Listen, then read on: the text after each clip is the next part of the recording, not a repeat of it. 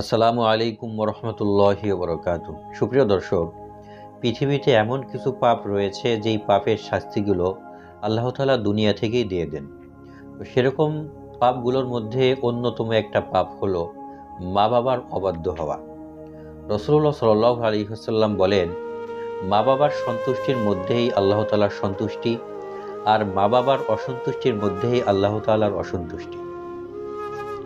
অর্থাৎ মা বাবার অবাধ্য হওয়া এটা হচ্ছে এমন একটা পাপ যেই পাপের শাস্তি আল্লাহ তাআলা দুনিয়া থেকেই তাকে আস্বাদন করাবেন। সে দুনিয়া থেকেই সেই শাস্তি ভোগ করবে, দুনিয়া থেকেই সেই শাস্তি পাবে। রাসূলুল্লাহ সাল্লাল্লাহু আলাইহি ওয়াসাল্লাম হাদিসের মধ্যে ইরশাদ করেছেন যে ৩ ব্যক্তি এমন রয়েছে যাদের দোয়া কখনোই ফিরিয়ে দেওয়া হয় না।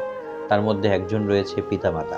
অর্থাৎ পিতামাতার দোয়া আল্লাহ তাআলা কবুল করেন এবং পিতামাতার বদদোয়াও আল্লাহ তাআলা সাথে সাথেই কবুল করেন। এজন্য পিতামাতার অবাধ্য হলে তাদের শাস্তি পরকালের পাশাপাশি আল্লাহ তাআলা দুনিয়াতেও দিবেন। তারা দুনিয়াতেও কম বেশি তাদের পাপের শাস্তি তারা ভোগ করবে। ২ নম্বর হলো জুলুম। জুলুম হচ্ছে এমন একটা অপরাধ, এমন একটা পাপ যেই পাপের শাস্তি শুধু পরকালেই নয়, বরং দুনিয়াতেও এই জুলুমের শাস্তি আল্লাহ তাআলা কিছু না কিছু হলেও তাকে ভোগ করাবে। তো দুনিয়া ও আখিরাতে কখনোই জালেমকে আল্লাহ তাআলা ছাড় দিবেন না। রাসূলুল্লাহ সাল্লাল্লাহু আলাইহি ওয়াসাল্লাম হাদিসের মধ্যে ইরশাদ করছেন যে ২টা পাপের শাস্তি আল্লাহ তাআলা দুনিয়াতেই দিবেন। তার মধ্যে একটা হলো জুলুম, আর একটা হচ্ছে আত্মীয়তার সম্পর্ক ছিন্ন করা। তাহলে জুলুম হচ্ছে এমন একটা পাপ যেই পাপের শাস্তি আল্লাহ তাআলা মানুষকে দুনিয়া থেকেও অল্প হলেও দিবেন। তারপরে পরকালে তার জন্য তো সেই কঠিন শাস্তি সেটা তো রয়েছে। এই জন্য জুলুমের শাস্তি খুবই ভয়াবহ এবং অন্যের উপরে জুলুম করা এটা কবিরা গুনাহ এবং হারাম। ৩ নম্বর যেই পাপের শাস্তিগুলো আল্লাহ তাআলা দুনিয়াতে দিবেন তার মধ্যে অন্যতম আরেকটা হলো কোনো মুসলমানের ইজ্জতকে নষ্ট করা। হযরত আব্দুল্লাহ ইবনে ওমর রাদিয়াল্লাহু তাআলা আনহু বলেন, রাসূলুল্লাহ সাল্লাল্লাহু আলাইহি ওয়াসাল্লাম মিম্বারে উঠে চিৎকার দিয়ে বললেন, হে লোকেরা, যারা মুখে ইসলাম গ্রহণ করেছো কিন্তু এখনো অন্তরে ঈমান দৃঢ় হয় নাই, তোমরা মুসলমানকে কষ্ট দিবে না, লজ্জা দিবে না এবং তাদের গোপন দোষ তোমরা অনুসন্ধান করবে না এবং তাদের গোপন দোষকে তোমরা তালাশ করবে না।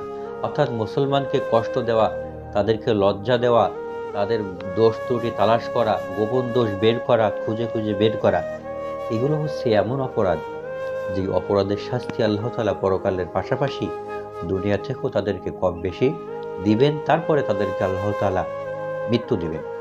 তাহলে বোঝা গেল যে কোনো মুসলমানের ইজ্জত নষ্ট করা এটা অত্যন্ত বড় গুনাহ এবং ইজ্জতকে রক্ষা করার জন্যে আল্লাহ তাআলা বারংবার কোরআনের মধ্যেও বলছেন, রাসূল সাল্লাল্লাহু আলাইহি ওয়াসাল্লাম হাদিসের মধ্যেও মুসলমানের ইজ্জতকে রক্ষা করার জন্য বারংবার আমাদেরকে তাকিদ দিয়েছেন। ৪ নম্বর হলো আত্মীয়তার সম্পর্ক ছিন্ন করা। অর্থাৎ আত্মীয়তার সম্পর্ক ছিন্ন করাও হচ্ছে এমন একটা অপরাধ যেই অপরাধের শাস্তি আল্লাহ তাআলা দুনিয়াতেও কিছু না কিছু দিবেন।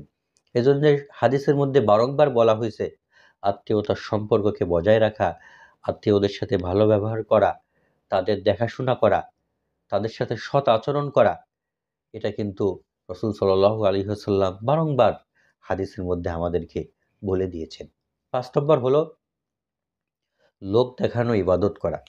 অর্থাৎ যারা লোক দেখানো ইবাদত করবে, আমাকে মানুষ আবেদ বলবে, ইবাদতকারী বলবে, এই উদ্দেশ্যে যারা ইবাদত করবে আল্লাহ তাআলা তাদেরকেও কিন্তু পরকালের পাশাপাশি দুনিয়া থেকেও কিছু না কিছু শাস্তি ভোগ করাবেন। তারপরে আল্লাহ তাআলা তাদের জন্য পরকালে শাস্তি তো রেখেছেন। এজন্যে লোক দেখানো ইবাদত করাকে শিরিক বলা হয়েছে। শিরিক হচ্ছে ২ প্রকার, একটা হলো শিরিকে আসগার আর একটা হলো শিরিকে আকবার। অর্থাৎ আল্লাহ তাআলার সাথে ডাইরেক্ট শরিক করা কাউকে, এটা হলো শিরিকে আকবার।